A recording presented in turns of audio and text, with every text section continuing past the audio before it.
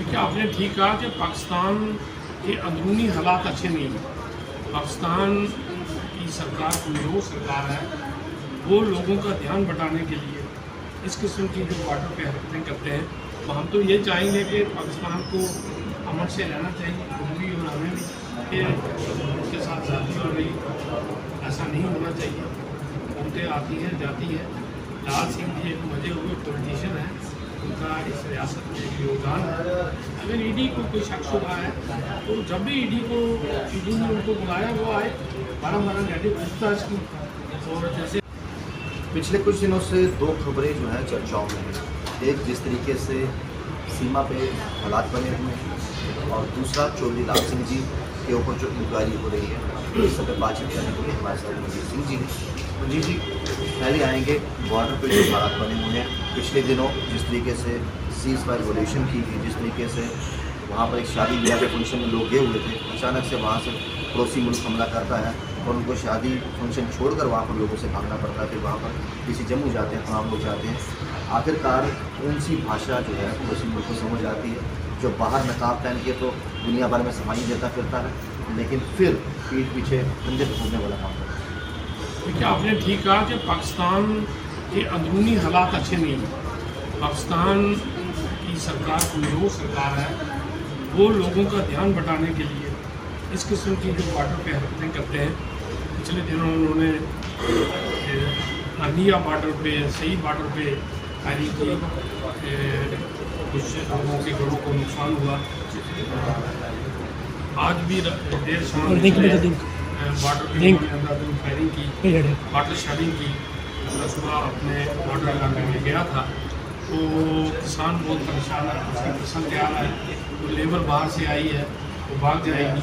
जो मशीनें कंबाइन फसल काटने के लिए आई हैं पंजाब से, वो भी कह रहे हैं कि हम फसल नहीं काटेंगे।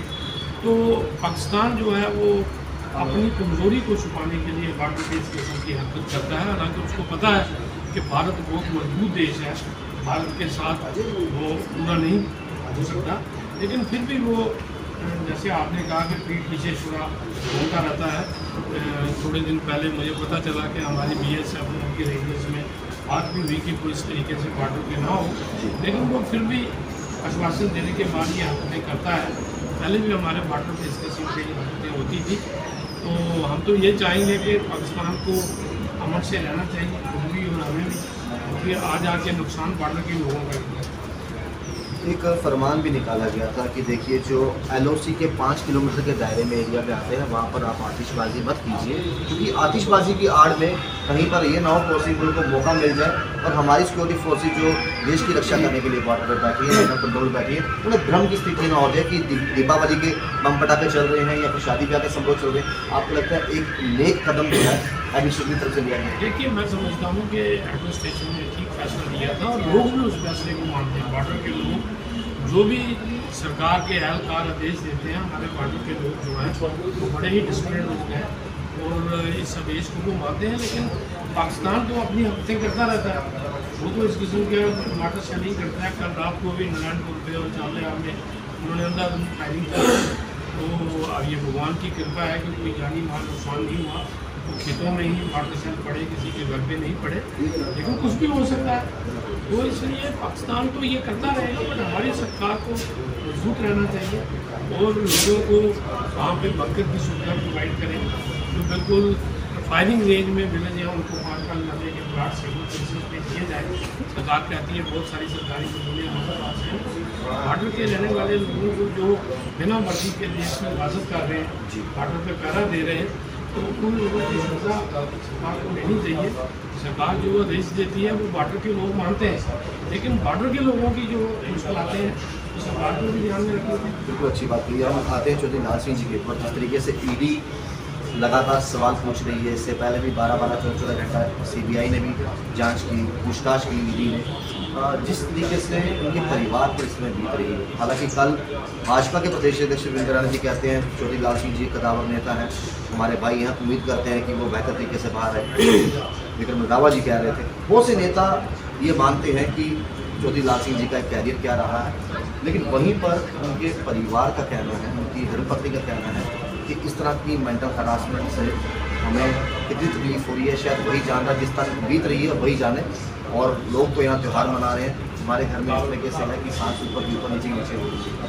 देखिए वो लाल सिंह के साथ उनकी धर्म पत्नी है मैडम कांता जी, हमारे साथ मैंने देखी है, बहुत ही अच्छी लेडी है।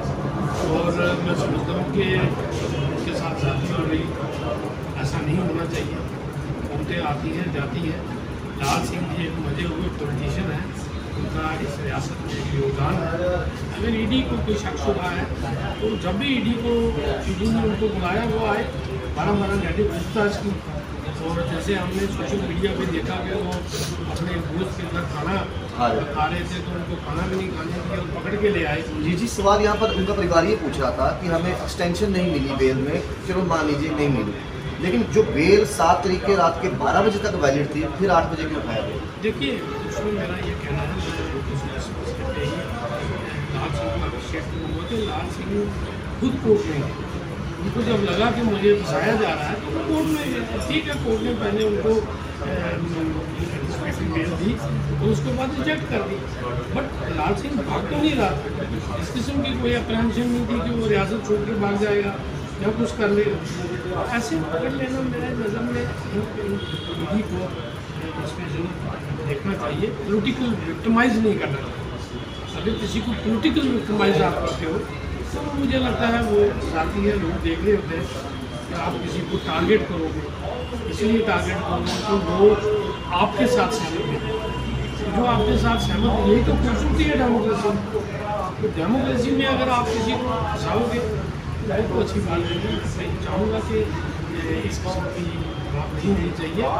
और लाल सिंह जी को जो मेडिकल सुविधा है, जैसे कल मैंने सोशल मीडिया पर देखा वो कह रहे थे कि प्रॉपर ट्रीटमेंट नहीं दिया जा रहा, तो मैं समझता हूँ ऐसा नहीं होना चाहिए, बिल्कुल भी अच्छी बात नहीं है। और मैं इस पर उनके परिवार के साथ तो हम परिवार के साथ हैं संजीवनी के समय में।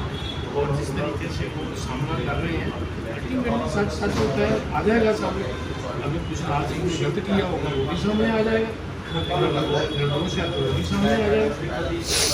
सही कहा। तो खैर हमने चौधरी लाल सिंह जी की धर्मपत्नी से भी बात की थी, उनका ये कहना था कि देखिए जो मामले को लेकर पूछताछ ईडी जो है चौधरी लाल सिंह जी से कर रही है वो मुझसे करनी चाहिए थी, उनको क्यों इस तरीके से जो है प्रताड़ित किया जा रहा है। तो आपने सुना, इससे पहले हमने रावत जी से भी बात की, मनजीत सिंह जी से भी बात की। उनका ये कहना है कि देखिए जल्द ही चौधरी लाल सिंह जी को लेकर पानी का पानी हो जाएगा। लेकिन मनजीत सिंह जी ने कहा कि चौधरी लाल सिंह जी के परिवार के बिल्कुल साथ हूँ, ऐसा जो है उनके परिवार के साथ और उनके साथ जो है वो नहीं होना चाहिए था। देखते चलो नमस्कार।